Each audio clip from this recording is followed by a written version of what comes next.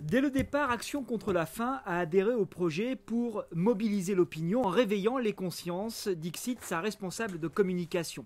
À travers les OMD, l'objectif de l'ONU était de réduire de moitié le nombre de personnes ayant faim dans le monde, passer de 800 à 400 millions entre 2000 et 2015. Aujourd'hui, ils sont plus d'1 milliard à avoir des difficultés à se nourrir quotidiennement, d'où la volonté de communiquer très fort.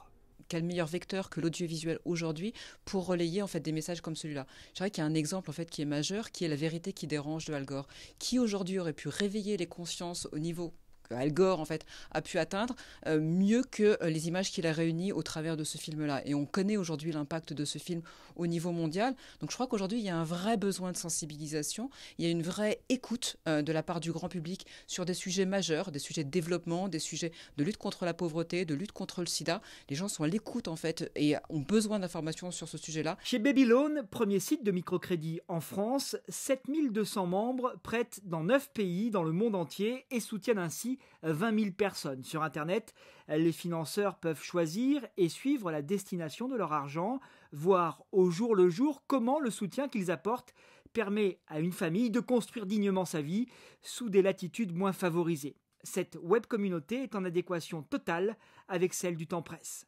On est dans une demande très forte de rapprochement avec le projet. C'est-à-dire, clairement, les gens, pour être clair, aujourd'hui, les gens veulent savoir ce qu'ils font, savoir où ils mettent leur argent, savoir qui ils aident, sont très demandeurs de transparence, etc.